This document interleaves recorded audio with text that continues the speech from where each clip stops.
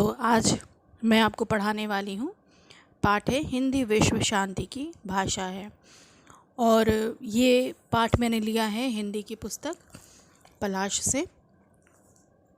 तो आइए इस पाठ को हम सब पढ़ते हैं, समझते हैं। तो ये इस पाठ की जो शैली है वो साक्षात्कार शैली में इसको लिखा गया है। और इसको लिखने वाले हैं रत्नावली कौशिक ने, जो बातचीत की थी साईं जी से, साईं माकीनो से। तो उनका जो वार्तालाप हुआ था उसी का एक अंश इस पाठ में प्रस्तुत किया गया है।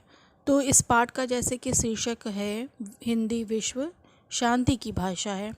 तो इस पाठ के ज़रिए से आपको इस बात पे भी बल दिया गया है कि हिंदी भाषा बोलने वाले लोगों के लिए एक सम्मान की बात है। और इसको हमें सम्मान की दृष्टि से देखना चाहिए कि हिंदी हमारी भाषा है, मातृभाषा है। और विश्व शांति के प्रयास में हिंदी का या भारत का क्या प्रयास रहा है, इसके ऊपर भी प्रकाश डाला जाएगा। तो आइए हम सब पढ़ते हैं इस पाठ को। तो थोड़ा सा हम देख लेते हैं जीवन साईं जी माकीनो का। तो इनके लिए बताया जाता है कि 36 वर्ष की उम्र में एक बार ये भारत जब आए थे तो यहीं रह गए थे, भारत में ही। फिर इन्होंने अपना घर बसा लिया, ऐसा कहेंगे। और आए तो थे ये गांधी जी के सेवाग्राम में स्थित हिंदुस्तानी तालीमी संघ में पशु चिकित्सक के रूप में। तो ये एक पशु चिकित्सक के रूप में हिंदुस्तान आए थे।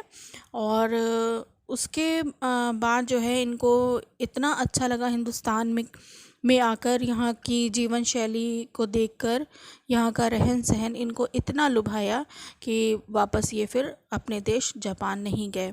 और इनके वस्त्र जो हुआ करते थे वो खादी के थे। खादी के वस्त्र ये ज़्यादातर पहनते थे क्योंकि गांधी जी के संपर्क में इन्होंने अपना समय बिताया है, तो उनसे प्रभावित थे और खादी के वस्त्रों का ही प्रयोग करते थे। सीधा साधा सरल व्यक्तित्व था इनका। और व्यवहार में गजब की सादगी और आँखों में झांकती एक ऐसा जो व्यक्ति जो इतना सादा जीवन रखने वाला, ये इनका व्यक्तित्व रहा है।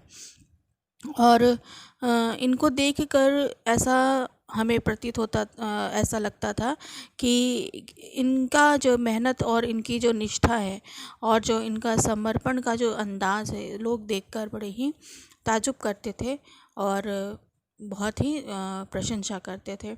तो बताया जाता है आगे कि 82 वर्ष की उम्र में भी कुछ और करने और कुछ और लिखने की इच्छा और इनके अंदर करने की इच्छा अभी भी इनके अंदर थी। मतलब इतनी ज़्यादा उम्र होने के बाद भी इनके अंदर जोश था कि मैं कुछ लिखूं या मैं कुछ करूं इस उम्र में भी। और इनके कंधे भले ही झुक गए लेकिन इनके इरादे तब भी बुलंद थे। और इन्होंने महात्मा गांधी, रविन्द्रनाथ टैगोर और विनोबा भावे के भक्त रहे। और हिंदी सेवी साईं जी माकीनो को दिल्ली स्थित हिंदी भवन में हिंदी रत्न से सम्मानित भी किया गया। तो हम बहुत से लोगों को देखते हैं, बहुत से विदेशी जो लोग थे, तो उनका जीवन भी हम देखते हैं कि जब ये भारत आए और यहाँ के रहन सहन को देखकर इतनी ज़्यादा प्रभावित हो जाते हैं कि यहीं रह जाते हैं, यहीं बस जाते हैं। तो इनके साथ साथ और भी एक दो नाम हैं जिनको मैं आपको बताना चाहूँगी। मार्क टली हैं और रस्किन बॉन्ड। तो ये भी दो नाम हैं जो भारत आकर इन्होंने भारत को ही अपना घर बना लिया था। तो अब हम आगे पाठ को पढ़ते हैं। जापान में 11 फरवरी सन 1924 ईस्वी को जन्मे साईं जी माकीनो 36 वर्ष की उम्र में एक बार भारत जो आए तो फिर यहीं के होकर रह गए। तो इनका जन्म हुआ था कहाँ पर? जापान में हुआ था। और जब ये 36 वर्ष की उम्र में थे तो एक बार इनका आना हुआ था भारत, किसी काम से ये आए। और जब आए तो फिर ये यहीं रह गए। यहाँ पर ऐसा इनका मन लगा, यहाँ का रहन सहन और बाकी चीज़ों को देखकर ये इतने प्रभावित हुए कि यहीं पर वो रुक गए। आए तो गांधी जी के सेवाग्राम में स्थित हिंदुस्तानी तालीमी संघ में पशु चिकित्सक के रूप में थे। पर हिंदुस्तान का ऐसा रंग चढ़ा कि फिर लौटने का मन ही नहीं हुआ। तो पशु चिकित्सक के रूप में ये आए थे और फिर यहाँ आकर इनका ऐसा मन लगा कि यहीं रह गए, यहीं रुक गए। खादी क्या अपनाई, संपूर्ण चिंतन ही गांधीमय हो चला। मतलब खादी क्या अपनाई, मतलब गांधी जी का जो रहन सहन था उस समय जो आंदोलन हुआ था, एक आप पढ़े होंगे आप सब कि विदेशी वस्त्रों का त्याग किया गया था और चरखा से खुद सूत काट कर गांधी जी ने एक प्रेरणा भी दी थी कि खुद ही हम अपने वस्त्रों को बनाएंगे, विदेशी वस्त्रों का हम सेवन नहीं करेंगे। तो गांधी जी स्वयं खादी वस्त्रों का सेवन करते थे, तो ये उनके साथ रहते थे और उनके रहन सहन से प्रभावित होकर जब उन्होंने भी अपने पहनावे को खादी को ही अपना पहनावा बना लिया, तो उसके साथ साथ जो उनका चिंतन मनन जो था वो भी गांधीमय हो गया। मतलब गांधी की तरह ही ये सोचने लगे और बातों को समझने लगे। आइए मिलते हैं गांधी और रविंद्रनाथ टैगोर के इस अनन्य भक्त और हिंदी प्रेमी साईं जी माकिनो से। तो यहाँ पर बताया गया है कि ये जो है महात्मा गांधी और रविंद्रनाथ टैगोर के अनन्य भक्त थे।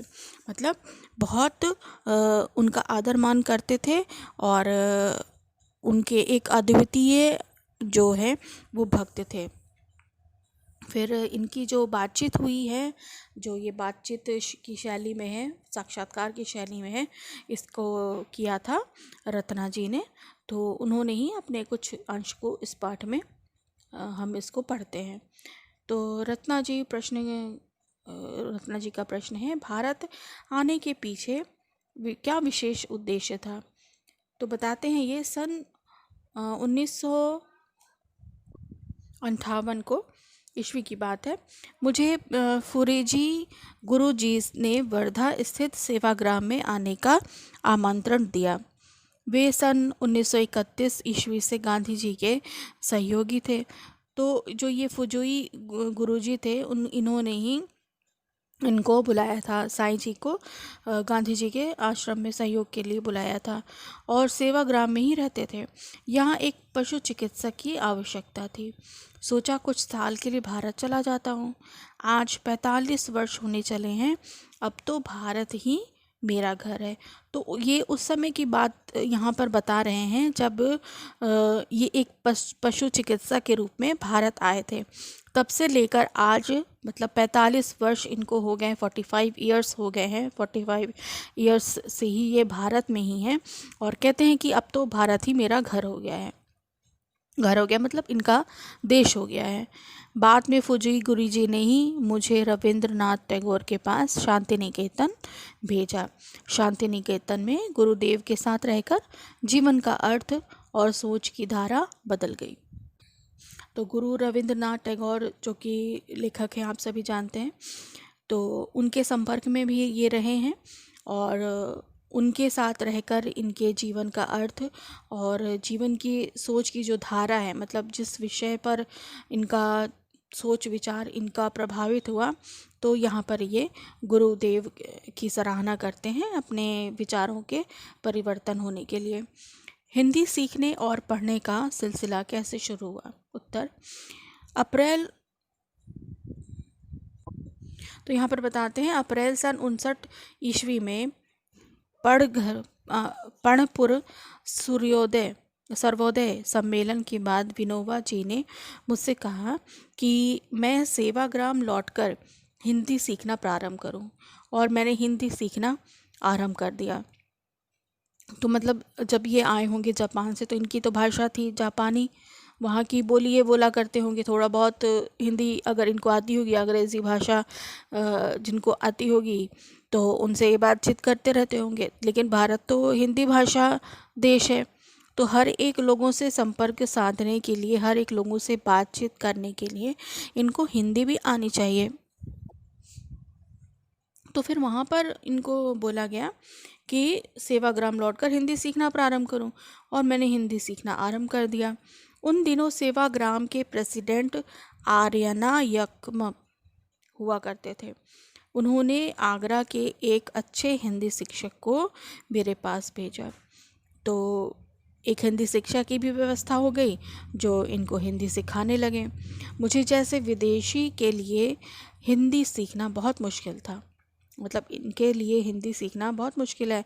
जैसे हम हिंदी भाषी लोग हैं, तो अगर हम किसी और विदेशी भाषा को अगर हम सीखना चाहें तो हमारे लिए प्रारंभ में तो मुश्किल की बात होगी, क्योंकि हमारी वो भाषा नहीं, हम उस भाषा के संपर्क में नहीं रहे हैं। तो कोई ऐसा काम जो आपने आज तक नहीं किया, जब आपको करने को दिया जाएगा तो वो काम आपके लिए मुश्किल होगा। तो इनके लिए भी शुरुआत में मुश्किल जान पड़ रही थी।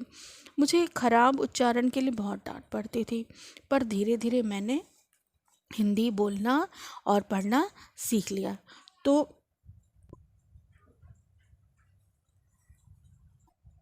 तो यहाँ पर एक चीज़ हम देखते हैं, एक सीख वाली बात है कि इनको खराब हिंदी के लिए डांट पड़ती थी, लेकिन फिर भी इन्होंने उस चीज़ को, उस प्रयास को इन्होंने छोड़ा नहीं, और आखिर में ये पढ़ना बोलना सीख गए। तो जीवन में किसी काम को, जब आप नए किसी काम को करना शुरू करते हैं, हो सकता है गलत हो वो काम, आपको डांट पड़े, तो क्या करना चाहिए? निराश होकर छोड़ देना चाहिए, बोलना चाहिए ये तो मेरे बस की बात नहीं है, या उस काम में लगे रहना चाहिए? तो उस काम में आपको लगे रहना चाहिए, सफलता ज़रूर मिलेगी। मेरी पत्नी युकिको को जिसे सेवाग्राम में सुजाता नाम दिया गया था, हिंदी सीखने के लिए वर्धा राष्ट्रभाषा प्रचार समिति में भेज दिया गया। तो इनको अलग भेजा गया, और उनको, उनकी पत्नी जिनको कि सुजाता नाम दिया गया था, उनको हिंदी सीखने के लिए वर्धा राष्ट्रभाषा प्रचार समिति में भेज दिया गया कि वहाँ आप जाइए, वहाँ जाकर आप हिंदी सीख लीजिए। क्योंकि अगर आपको किसी ऐसी जगह में रहना है जहाँ की भाषा कुछ और है और आपकी भाषा कुछ और है, तो आपको वहाँ पर अपना जीवन गुजारने के लिए वहाँ का रहन सहन तो सीख ही जाएंगे, वो तो आसान है आपके लिए। लेकिन बोली भाषा आपको सीखने के लिए आपको किसी प्रशिक्षण की आवश्यकता पड़ेगी। तो 6 महीने तक हॉस्टल में रहकर हिंदी पढ़ती रही। शायद जापानियों में वही हिंदी की सर्वप्रथम छात्रा रही। मतलब उसके पहले कोई और, जापान से कोई और छात्रा नहीं थी जो हिंदी आकर वहाँ सीख रही हो। तो ये जो थी सुजाता, ये पहली थी। फिर आगे प्रश्न है, सेवाग्राम में रहकर तो आप चरखा चलाना भी सीख गए होंगे। अब यहाँ पर इसलिए ये प्रश्न किया गया होगा क्योंकि गांधी जी के संपर्क में थे, और गांधी जी खादी वस्त्र धारण करते थे, और चरखा सूत काटने का जो उनका एक प्रयास था वो ये था कि खुद हम अपने वस्त्रों को बनाएं, खुद हम अपने देश के पहने बनाए हुए वस्त्रों का हम धारण करें। तो यहाँ पे उत्तर वो देते हैं, सेवाग्राम के गौशाला में इतना काम रहता था कि चरखे की तरफ ध्यान ही नहीं जाता था। आज मैं चरखे के महत्व को समझ सकता हूँ, बल्कि आज के युग में भी फिर से चरखे के प्रचार प्रशिक्षण की आवश्यकता महसूस होती। तो यहाँ पर ये जो कथन कहा जा रहा है, हो सकता है ये इसलिए कह रहे हों क्योंकि हमारा जब देश फिर से आज़ाद हुआ, धीरे धीरे हम, या आजकल की आज हम बात देखें तो आज हम सब इस युग में हर तरह के वस्त्रों का हम धारण करते हैं। तो एक पहचान थी, एक इस बात को यहाँ पर चरखे के रूप में ये बताना चाह रहे हैं कि ये एक हमारे भारत की एक पहचान थी कि हम अपने देश में भी इस तरह के वस्त्रों का हम निर्माण कर सकते हैं। ये हमारी एक पहचान थी, एक भारत की एक शान था। तो इस चीज़ को वो यहाँ पे इसलिए कह रहे हैं। फिर आगे प्रश्न करते हैं, गुरुदेव टैगोर का साथ और शांति निकेतन का वातावरण आपको कैसा लगा? तो गुरुदेव के व्यक्तित्व और शांति निकेतन के परिसर के प्राकृतिक सौंदर्य ने मुझे इतना आकर्षित किया कि मेरा कहीं जाने का मन नहीं करता था। तो ये गुरुदेव का जो शांति निकेतन था, यहाँ पे जो माहौल था, प्राकृतिक माहौल था, बहुत ही सुंदर माहौल था, और इसको देखकर ये इतने ज़्यादा आकर्षित हुए क्योंकि ये खुद पौधों के बड़े शौकीन थे, और आगे ये आपको पढ़ने को मिलेगा। तो यहाँ पर आके इनका बड़ा अच्छा मन लग गया इस शांति निकेतन में। हिंदी भवन के सामने वाले छात्रावास में रहकर केवल पढ़ता रहता था। शांति निकेतन का परिवेश इतना शांत था कि पुस्तकालय में बैठे हुए आप घड़ी की आवाज़ स्पष्ट सुन सकते थे। तो यहाँ पर ये पुस्तकालय का वर्णन करते हैं, जो वहाँ पे पुस्तकालय था, लाइब्रेरी थी, जिसको लाइब्रेरी इंग्लिश में कहते हैं। तो इतना शांत माहौल था उस शांति निकेतन का कि जो घड़ी की आवाज़ जो टिक टिक टिक की जो आवाज़ होती है घड़ी की, उसको आप बिल्कुल स्पष्ट सुन सकते हैं। इतना शांत था। मैंने भी पवित्र भूमि शांति निकेतन को अपनी जीवन साधना का आधार बना लिया। समझ नहीं आता कि गुरुदेव के व्यक्तित्व ने वातावरण को इतना सुंदर बना दिया है, या इतने शांत वातावरण ने ही गुरुदेव जैसे महापुरुष की रचना की है। तो यहाँ पर ये एक तुलना करते हैं कि कहते हैं कि क्या ये वातावरण ही इतना शांत है, और इन्होंने इस वातावरण ने गुरु को इतना शांत बना दिया, या इनके व्यक्तित्व ने, गुरु के व्यक्तित्व ने इस वातावरण को शांत बना दिया। इनमें मतलब क्या समानता है? तो इस चीज़ को वो देखते हैं और सोचते हैं, कभी वहाँ के शांत वातावरण को देखते हैं और कभी गुरु रविंद्रनाथ टैगोर के शांत उस व्यक्तित्व को ये देखते हैं। जो भी हो, ज़माना कितना भी बदल जाए, पर शांति निकेतन की भूमि में विश्व की तमाम संस्कृतियों को समाये रखने की क्षमता हमेशा रहेगी। यहाँ की प्राकृतिक स्वयं यहाँ की पुरानी कहानियाँ सुनाती रहेंगी। इसी भूमि में मुझे पंडित हजारी प्रसाद द्विवेदी जैसे महानुभावों से शिक्षा और प्रेरणा पाने का अवसर मिला। तो ये बहुत ही अपने जीवन के बारे में यहाँ पे हमको इनके पता चलता है कि बड़े महान महान लोगों के साथ इनका उठना बैठना रहा, उनके संपर्क में ये रहे। तो आगे प्रश्न होता है, ये बताइए कि आपकी हिंदी यात्रा की शुरुआत कैसे हुई? सच तो यह है कि हिंदी की कृपा से मेरा जीवन चल पड़ा। अब यहाँ पर ये बताते हैं कि हिंदी की जो शुरुआत हुई वो मेरे जीवन की जो है यात्रा को और इसने आगे बढ़ा दिया, क्यों हिंदी से ही मेरा जीवन आगे बढ़ा। तो आगे बताते हैं, वरना रोज़मर्रा की ज़रूरतें पूरी करना मुश्किल हो जाता। क्योंकि ये आगे आपने पढ़ा है इसमें कि ये जापान से आए थे, उनकी भाषा वहाँ की होगी, रहन सहन वहाँ का था। तो किसी के रहन सहन को हम बड़ी जल्दी हम अपना सकते हैं देख के और उसको फॉलो करके, लेकिन जब हम भाषा की बात करते हैं तो देख के सुन के उस भाषा को सीखना बहुत मुश्किल होता है, बरसों लग जाते हैं। तो यहाँ पर बताते हैं कि जो रोज़मर्रा की जो ज़रूरतें होती हैं, डेली चीज़ों की जो ज़रूरतें होती हैं, राशन पानी की और सारी चीज़ें होती हैं, उनके लिए पैसे की जो ज़रूरत थी इनको, तो बहुत मुश्किल हो गया था। तो उन दिनों में ग्वालियर बिरला फैक्ट्री में जापानी तकनीक से एक मशीन लगाई गई। तो ग्वालियर में जो है जापानी तकनीक से एक मशीन उस समय लगाई जा रही थी, और जापानी इंजीनियरों को हिंदी नहीं आती थी और फैक्ट्री में काम करने वाले भारतीयों को जापानी। अब यहाँ पर एक बड़ा विरोधाभास आ गया कि फैक्ट्री तो लगाई जा रही थी जापान से मंगवा कर, और जापान के कुछ लोग भी आए होंगे, इंजीनियर्स आए थे, अब वो तो जापान की भाषा बोलेंगे। अब वहाँ के लोगों की भाषा हमारे भारत के वर्कर्स नहीं समझ पा रहे, यहाँ के लोग नहीं समझ पा रहे, और यहाँ की हिंदी उन जापानी इंजीनियर्स को नहीं समझ में आ रही। तो आगे बताते हैं, मुझे बुलाया गया और एक दुभाषीय के रूप में मैंने 400 रुपये महीने पर काम करना शुरू कर दिया। तो यहाँ से इनका जो ये हिंदी का सफ़र होता है ये आगे बढ़ता है, क्योंकि इसके पहले इन्होंने हिंदी सीखने की बात बताते हैं कि मैंने हिंदी सीखी, तो हिंदी सीखना इनके लिए बड़ा लाभप्रद हुआ। फिर आगे बताते हैं कि इस तरह से उनका काम शुरू हो गया।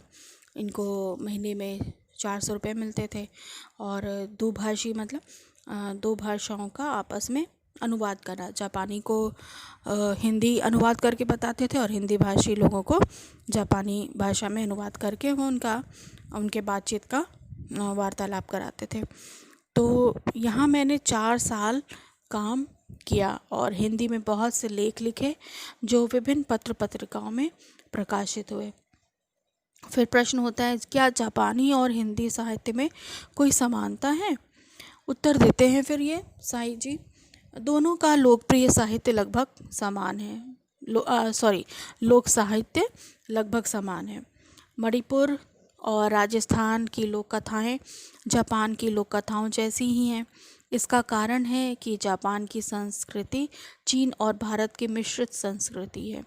मैं भारत को दादा और चीन को पिता मानता हूँ।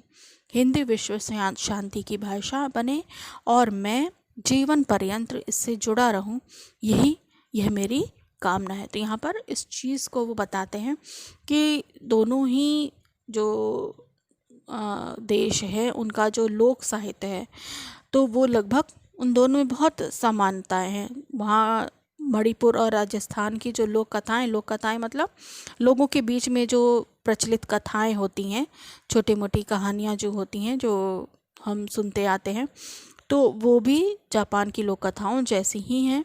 और दोनों की संस्कृति, भारत की संस्कृति और चीन की संस्कृति दोनों ही मिश्रित है, बहुत ही समानता बताते हैं। तो ये आगे भी बताते हैं कि वो भारत को दादा मानते हैं और चीन को पिता, दोनों में दादा और पिता का संबंध बताते हैं। फिर कहते हैं कि इनकी कामना है कि हिंदी विश्व शांति की भाषा बने, जो हिंदी भाषा है वो विश्व शांति की भाषा बने। और प्रश्न फिर करते हैं, जापान में हिंदी की क्या स्थिति है? जापान में भारतीयों और हिंदी भाषा का बहुत अधिक सम्मान है। जापान की 2 नेशनल यूनिवर्सिटी ओसाका और टोक्यो में बीए और एमए स्तर पर हिंदी पढ़ाई जाती है। तो जो हिंदी है वो केवल हम हिंदी भारत में रहने वाले ही नहीं पढ़ते, बल्कि विदेशों में भी हिंदी पढ़ाई जाती है। उस समय तो पढ़ाई जाती थी, लेकिन अब तो इसका और स्तर ज़्यादा हो गया है, तेज़ हो गया है, और हिंदी कई देशों में पढ़ाया जा रहा है, लोग पढ़ रहे हैं। हिंदी शिक्षक की भी बहुत ज़्यादा डिमांड है वहाँ पे। तो आगे मैं आपको बताऊँगी क्यों ऐसा है। तो भारत के लिए यह गौरव का विषय होना चाहिए, सही बात है, हमारे लिए ये गौरव का विषय होना चाहिए कि हमारी भाषा के लिए वहाँ पर कॉलेज हैं, स्कूल हैं। तो आप क्या, वहाँ पर ऐसा नहीं है कि वो हिंदी भारतीयों के लिए है, वो वहाँ के जो जापानी लोग हैं वो भी खुद हिंदी पढ़ते होंगे, हिंदी सीखते होंगे। तो हमारे लिए ये बहुत ही गर्व की बात है। यहाँ के लोग भी जापानी सीख रहे हैं और यहाँ के भी लोग जापानी सीख रहे हैं, अच्छी बात है। तो पहले यहाँ सिर्फ सर्टिफिकेट डिप्लोमा कोर्स था, अब बीए कोर्स भी है और हर साल बहुत लोग बीए की परीक्षा में बैठते हैं। मेरा मानना है कि भारत भाषा देशों को भावना के स्तर पर जोड़ती है। जापानी में संस्कृत शब्द भरे पड़े हैं। इन दिनों बंगाली भाषा भी जापान में ज़ोर पकड़ रही है, क्योंकि कलकत्ता माने कोलकाता एशिया का दरवाज़ा है। एशिया का दरवाज़ा मतलब जिस दरवाज़े से कई देशों के लोग हमारे भारत देश में आए हैं, तो वो एशिया का दरवाज़ा है, मतलब इसलिए इसको दरवाजे के रूप में बोला गया है। एक समय में सबसे ज़्यादा जापानी कलकत्ता में ही रहते थे, अब तो पूरे देश में बिखर गए हैं। फिर आगे प्रश्न होता है, जापान में और कौन विशिष्ट लोग हिंदी सेवा में रहते हैं, मतलब लीन हैं? प्रोफेसर दोई ने टोक्यो विश्वविद्यालय में हिंदी विभाग की स्थापना की। वे बहुत अच्छा काम कर रहे हैं। प्रोफेसर योतनाका ने भीष्म साहनी के तमस का जापानी में अनुवाद किया है। प्रोफेसर कोगा ने जापानी हिंदी कोश की रचना की। जापानी हिंदी कोश मतलब हिंदी और जापानी भाषा की डिक्शनरी की रचना की। उन्होंने गांधी जी की आत्मकथा का जापानी में भी अनुवाद किया। इसके लिए उन्होंने गुजराती भी सीखी। और आगे बोलते हैं, प्रोफेसर मोजो कामी हर साल हिंदी का एक नाटक तैयार करते हैं और उनका मंचन करने के लिए भारत आते हैं। प्रोफेसर साताका ने भी हिंदी साहित्य पर बहुत काम किया। तो मतलब ये वो सब बड़े नाम हैं जिन्होंने हिंदी के साहित्य के ऊपर बहुत काम किया, और ये सब नाम जो हैं ज़्यादातर जापानी ही हैं और वहाँ के रहने वाले लोग हैं जो हिंदी भाषा से, हिंदी से प्रभावित हुए हैं। आपने भी तो हिंदी के कुछ महत्वपूर्ण पुस्तकों का जापानी में अनुवाद किया है। हाँ, मुझे भगवती चरण वर्मा का उपन्यास चित्रलेखा बहुत पसंद आया, इसलिए मैंने उसका जापानी में अनुवाद किया। इसके अलावा आपने और भी कई पुस्तकें लिखी हैं। फिर बताते हैं कि हाँ, टैगोर और गांधी एक तुलनात्मक अध्ययन, जापानी आत्मकथा की खोज, भारत में 40 साल पुनर्विचार और हिंसावलोकन जैसी कुछ पुस्तकें लिखी हैं। अभी एक पुस्तक की पांडुलिपि तैयार हुई है। पांडुलिपि मतलब वाले जिसे पुनः काट छाट करके ठीक करके फिर से लिखा जाता हो। भारतवर्ष में 45 साल मेरी हिंदी यात्रा, तो ये सब उनके पुस्तकों के नाम है, उन लेखों के नाम है जिनकी रचना साईं जी माको जी ने किया। प्रश्न होता है, आज की नई पीढ़ी जो पश्चिमी सभ्यता के पीछे भाग रही है, आप उनसे क्या कहना चाहेंगे? बताते हैं, नई पीढ़ी अपनी सभ्यता संस्कृति से दूर होती जा रही है। यह बड़े दुख की बात है। अपने देश को आगे बढ़ाने के लिए अपनी भाषा और संस्कृति ही काम आती। तो यहाँ पर ये एक नई पीढ़ी को सीख देना चाह रहे हैं, जो पश्चिमी सभ्यता एडवांस जिसको कहते हैं कि मैं एडवांस हूँ, एजुकेटेड हूँ, तो उस सभ्यता को अपनाकर अपने आप को बड़ा गर्व महसूस करते हैं, जबकि अपनी जो भाषा है, अपनी जो संस्कृति है, उसको भूलते जा रहे हैं और दूसरे देशों की सभ्यता को अपनाना, उसको जीना, उसको शान की बात समझते हैं। तो यहाँ पर ये कहते हैं कि ये सब जो है बड़े ही दुख की बात है इस नई पीढ़ी के लिए। प्रश्न करते हैं, लिखने पढ़ने के अतिरिक्त आपके और कौन से शौक़ हैं? तो बोलते हैं, मुझे जापानी बगीचा लगाना बहुत अधिक पसंद है। जहाँ जाता हूँ फूल पत्ती और पेड़ों के साथ दोस्ती कर लेता हूँ। तो ये सब चीज़ जब वो शांति निकेतन में थे तो इसीलिए उनको वहाँ का माहौल बहुत ही पसंद आता था, क्योंकि अगर आप फूल पौधों को लगाने का शौक़ है तो आपको ऐसे माहौल में अगर आपको रख दिया जाए तो आपको बड़ा अच्छा लगेगा। उन सारी चीज़ों को देखकर आपको एक बड़ा अपनापन या लगाव जैसा महसूस होगा। तो इसलिए इनको शांति निकेतन में बड़ा अच्छा लगता था। तो ये इसलिए यहाँ पे कहते हैं कि जहाँ मैं जाता हूँ वहाँ पे फूल पत्ती आदि लगा देता हूँ और उनसे दोस्ती कर लेता हूँ। जगह जगह पेड़ लगाता हूँ। कुछ लोग जापानी फूल लगाने की कला भी सीखने आते हैं। तो जापानी फूलों की जो कला होती है, मतलब जापानी फूल पौधों के बड़े शौकीन होते हैं। बॉन्साई जो पौधा होता है तो ये सब उनकी शैली में आता है। फिर प्रश्न करते हैं, अंत में कोई ऐसी बात जो आप अपने पाठकों से कहना चाहेंगे? तो यहाँ पर वो संदेश देते हैं, मुझे हमेशा इस बात का खेद रहता है कि जितना भारत माता का नमक खाया उतनी उसकी सेवा नहीं की। भारत बहुत बड़ा देश है, उसका दिल भी बहुत बड़ा है। दुनिया का कोई देश उसका मुकाबला नहीं कर सकता। तो यहाँ पर इनके ये संदेश थे हमारे देश भारत के लिए कि इनको ऐसा लगता है कि जितना इन्होंने अपना जीवन यहाँ पर बिताया है, यहाँ की मिट्टी में, भारत की मिट्टी में, तो उतना ये दे नहीं पाए हमारे देश को, उतना दे नहीं पाए भारत को। तो ये एक तरह का एक मुहावरा भी हो गया कि जिसका नमक खाया है तो उसकी सेवा नहीं कर पाया। तो ये था इनका जीवन। तो एक यहाँ पर आपको देखने को मिलेगा कि एक दूसरे देश का आया हुआ व्यक्ति जिसका रहन सहन जापान का था, दूसरे देश का था, तो ये जब आते हैं तो भारत में आकर किस तरह से प्रभावित होते हैं यहाँ की जीवन शैली से, और आगे चलकर यहीं पर ये घर बना लेते हैं, यहीं पर भारत को ही अपना ये घर बना लेते हैं। और घर बनाने के साथ साथ यहाँ का रहन सहन सीखने के साथ साथ यहाँ की भाषा बोली भी इन्होंने सीखी। और केवल भाषा बोलना ही नहीं इन्होंने सीखा, बल्कि इन्होंने कई रचनाएं भी की।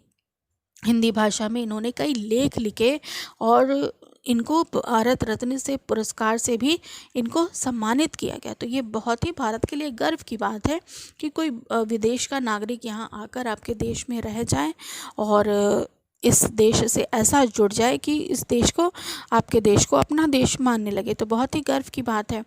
तो हम शुरुआत में जब हम लोगों ने पढ़ा तो हम देखते हैं कि ये आए थे ये 36 वर्ष की उम्र में, मतलब ये एक परिपक्व एज होती है। अगर किसी छोटे से बच्चे को, मान लीजिए यहाँ भारत का कोई छोटा बच्चा है, वहाँ विदेश में किसी भी देश में आप ले जाएंगे और वहाँ पे उसका जीवन शुरू करेंगे तो वहाँ पे रहन सहन देखते देखते वहाँ की बोली, वेशभूषा, भाषा सब वो सीख जाएगा। लेकिन इस एज में आकर अचानक से फिर दूसरे देश में रहन सहन के लिए भाषा को सीखना, तो ये बड़ी मुश्किल सी बात है। लेकिन इन्होंने इसको बखूबी निभाया और साथ में इन्होंने कहा भी कि मैंने जितना पाया है मैंने उतना भारत के लिए किया नहीं। तो हम भारतवासियों के लिए ये बड़ी ही गर्व की बात समझी जानी चाहिए कि हम इस देश में रहते हैं और हमारी भाषा हिंदी है। तो हिंदी भाषा के लिए जो है अपमान की बात समझने की आवश्यकता नहीं है, गर्व होना चाहिए। क्यों होना चाहिए? क्योंकि आगे एक जगह ये भी हमें सुनने को मिलता है कि ये कहते हैं कि मेरा सारा जीवन हिंदी के आधार पर ही टिका हुआ है। हिंदी मेरी माँ है। हिंदी के प्रति मेरी जो वफादारी है वह मुझे असत्य लिखने नहीं देती। जो कुछ मैं लिखूँगा सत्य लिखूँगा। मैं सच्ची निष्ठा से हिंदी जापानी दोनों भाषाओं की सेवा करूँगा। और कहते हैं सत्य की पूजा और गुणगान ही मेरे शेष जीवन का लक्ष्य है। तो ये कथन इन्होंने अपनी एक पुस्तक के बैक कवर पर इन्होंने अपने बात रखी है कि हिंदी और जापानी दोनों में मैं लिखूँगा और जो इनकी वफादारी है वो हिंदी के प्रति वो इनको असत्य लिखने नहीं देगी, मतलब झूठ लिखने नहीं देगी। तो आगे जो मेरा सुझाव है, आप सब हिंदी भाषा उन लोगों के लिए जो हिंदी को ज़्यादा महत्व नहीं देते, इंग्लिश को ज़्यादा महत्व देते हैं। अच्छी बात है, एडवांस लैंग्वेज है हिंदी और इंग्लिश दोनों में ही हमारे देश में अब तो काम हो रहा है।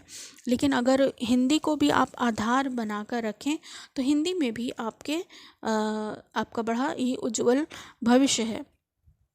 तो हिंदी जो है, हिंदी भाषा का सामान्य परिचय अगर देखा जाए तो चीनी भाषा के बाद हिंदी विश्व में सर्वाधिक बोली जाने वाली भाषा है और भारत और विदेश में करीब 50 करोड़ लोग हिंदी बोलते हैं और जो लोगों की कुल संख्या है करीब 90 करोड़ की है। तो हिंदी भाषा का मूल प्राचीन जो है संस्कृत में है, ये सभी जानते हैं। फिर उसके बाद ये भी माना जाए कि जो हिंदी भाषा है वो विश्व में भी बहुत ज़्यादा प्रचार प्रसार में है और विदेशों में भी भारत की जो भाषा है हिंदी भाषा वो बहुत ही ज़्यादा प्रचार में है। और उल्लेखनीय करना उचित नहीं होगा कि विदेशियों में भी भारत की धनी संस्कृति को समझने की रुचि बढ़ी है और यही वजह है कि कई देशों ने अपने यहाँ भारतीय भाषाओं को प्रोत्साहन देने के लिए शिक्षण केंद्रों की स्थापना की है। तो भारत के साथ संबंध बनाना है अगर दूसरे देश के साथ, तो यहाँ आकर रहन सहन के लिए हमें हिंदी भी आनी चाहिए। तो इसलिए विदेश के जो लोग हैं वो हिंदी को ज़्यादा बढ़ावा देते हैं और हिंदी सीखने के लिए भी उन्होंने बहुत से शिक्षण संस्थान खोले हैं। और आगे जो मेरा है सुझाव उन लोगों के लिए जो हिंदी में अपना भविष्य नहीं समझते, सोचते हैं हिंदी लेकर हम क्या करेंगे, हिंदी सीख के क्या करेंगे, तो उनके लिए है कि हिंदी में भी आपको रोज़गार के बहुत सारे साधन है, बहुत सारे भविष्य में आपके लिए उपलब्ध हैं। जैसे किसी निजी टीवी में या रेडियो चैनल की शुरुआत में स्थापित हो जाना या पत्रिकाओं में, समाचार पत्रों में हिंदी का जो रूपांतरण है उसमें आपको काम मिल सकता है या जो रोज़गार के अवसर जो हैं इसमें काफ़ी ज़्यादा देखने को मिल रहे हैं। और हिंदी मीडिया के क्षेत्र में संपादकों, संपाददाताओं, रिपोर्टर्स, न्यूज़ रीडर्स, उप संपादकों और रेडियो जॉकी, इन सब में भी आपको रोज़गार मिल सकता है। और इन सब में अगर आप रोज़गार रखने की इच्छा आगे चलकर अगर आप रखना चाहते हैं तो इसके लिए आपको पत्रकारिता या जनसंचार में डिग्री या डिप्लोमा कोर्स करना होगा और किसी भी एकेडमिक से हिंदी की आपके पास योग्यता होनी चाहिए, मतलब उसमें ये होना चाहिए कि हिंदी आपका विषय रहा है। फिर इसमें जो है सिर्फ भारत में ही नहीं बल्कि अंतर्राष्ट्रीय जो लेख होते हैं उसमें भी आपको काम मिल सकता है, उसमें आपको अनुवाद करने का मिल सकता है और लेखकों की कृतियाँ या अंग्रेज़ी या अन्य विदेशी भाषाओं में अनुवाद करने का काम आपको मिल सकता है। या फिर हिंदी भाषा में स्नातकोत्तर विशेषज्ञ जिन्होंने अपनी पीएचडी पूरी कर ली है के लिए भी विदेशों में बहुत रोज़गार है, वहाँ पर आप जाके टीचिंग का काम कर सकते हैं। और कुछ देशों द्वारा हिंदी को बिजनेस की भाषा स्वीकार किए जाने के फलस्वरूप विदेशी विश्वविद्यालयों में भी हिंदी भाषा और भाषा विज्ञान के शिक्षण की ज़रूरत मांग बढ़ गई है। और भारत में जो स्कूल कॉलेज हैं विश्वविद्यालय हैं में शिक्षक के तौर पर आप इसमें रोज़गार को प्राप्त कर सकते हैं। तो हिंदी भाषा का जो क्षेत्र है बहुत ही व्यापक है, बहुत ही बड़ा है। इसको कम नहीं आंकना चाहिए और हिंदी को एक सम्मान की दृष्टि से देखना चाहिए। यही इस पाठ का मुख्य उद्देश्य है। और इस पाठ के द्वारा मुझे आशा है आपको हिंदी के महत्व समझ में आया हो। धन्यवाद।